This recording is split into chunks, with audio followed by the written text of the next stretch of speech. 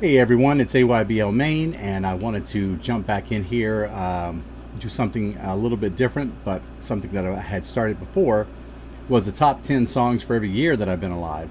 And I left off at 1971. I kind of got bogged down on my schedule a little bit, but I want to circle back around to that.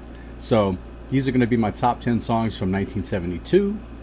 And if you would, if you like it, go ahead and hit the like button. If you have a top 10, please share your top 10 down below. That would be great. Share your thoughts as well. Please subscribe if you think about it. I don't really push that a whole lot, but I really would appreciate it if people would subscribe.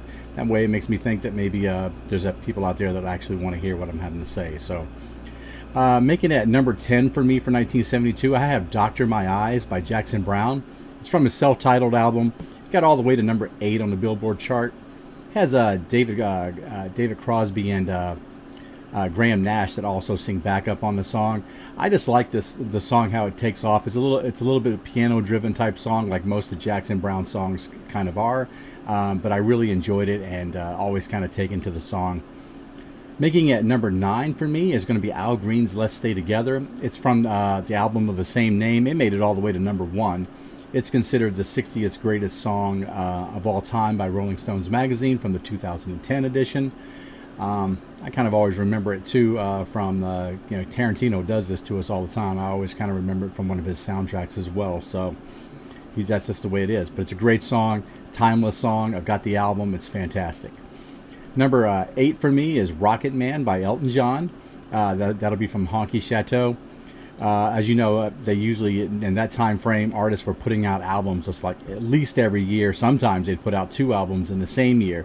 So this was ranked 245th all time by Rolling Stones magazine in their 2010 edition. Wonderful song. Got some nice atmosphere to it when it hits the chorus. Obviously Elton's a fantastic musician, great piano player. It's just another one of those great songs that when you hear it, you know it immediately, and it sticks with you. Making it number 7 for me is something that maybe not necessarily would be like a big charter, but it's the Needle and the Damage Done by Neil Young from Harvest. It's my favorite song off of the album. It's only 2 minutes long, a little over 2 minutes perhaps. It deals obviously with addiction, and that was something that Neil kind of noticed about musicians in that time frame, including one of his own musicians from Crazy Horse that also died of a heroin overdose just about the time that the album was released. So it was just one of those timing things that Neil could see this, all around him in the music world, and that's unfortunate. Making it number 6 is going to be something that's a little off the beaten path because I just discovered Roxy Music recently. So this is from their debut album of the same name, obviously of the same name, Roxy Music. This song is called Sea Breezes. Brian Ferry's voice is just beautiful. It's one of the most distinguishable voices that you're ever going to run across in music, and it's just wonderful to listen to. The way he's able to vibrate his voice and carry those notes longer and longer, it's just wonderful. I really love the song, and I love playing this album whenever I can. Number 5 for me is going to be "Pink Moon" by Nick Drake, also a song that's a little off the beaten path. Nick Drake is kind of one of those underground artists that was just, seems to be dug up here in the last 10 or 15 years. Kind of the Elliott Smith before Elliott Smith knew who he was type of sound. Very sullen, very moody. Wasn't long after Nick had released this album that unfortunately he had taken his own life, and it very unfortunate to lose him. This is such a wonderful song. If you get a chance to listen to the whole album, definitely check it out. It's wonderful. Number 4 for me, I've got "Dirty Work" by Steely Dan. Every time I think of it now, it's I think of the Suicide Squad because they used it on a trailer that they had for their movie that just recently came out. It's one of those songs about like self-loathing type of things, and it was actually sung by it wasn't even sung by Donald Fagen or Walter Becker. It was actually sung by David Palmer, who was fired from the band right after they made this album, "Can't Buy a Thrill," which is my favorite Steely Dan album. I think it's the most accessible album that they have, and this is one of my 2 favorite tracks off of there. So definitely check that out if you haven't heard that album. Recommend it highly. Steely Dan's "Can't Buy a Thrill." Number 3 for me is going to be Stevie Wonder's "Superstition." Went all the way to number one. Obviously, it's a well-known song by him. He won 2 Grammys for this, for R&B song, and then for rhythm and blues urban song as well. It's really good. Very harmonic keyboards that are being played during it.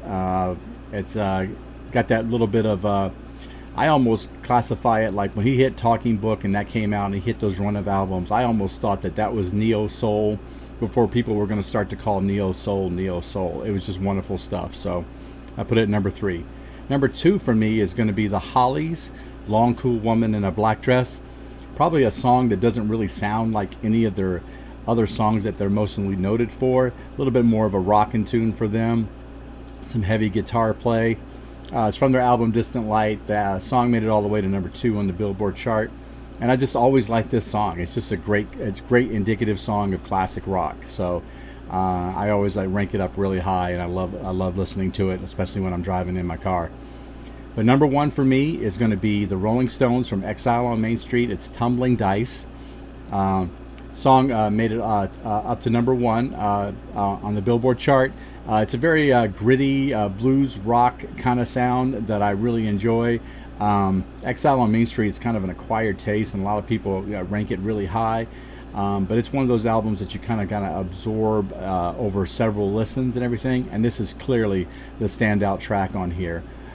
So if you haven't heard this song, which I can't imagine by this point that you haven't heard Tumbling Dice, but if you haven't, listen to it. It's a great song. Really indicative of their catalog. Won't be one of their top 5 songs easily in my book. So enjoy. That's all I got for 1972. I'll try to have 1973 up probably by next week, and then that way I'll kind of stay on pace with these and try to get these things out as much as possible. Thanks for listening, guys. Be sure to sub down below if you can, and take care.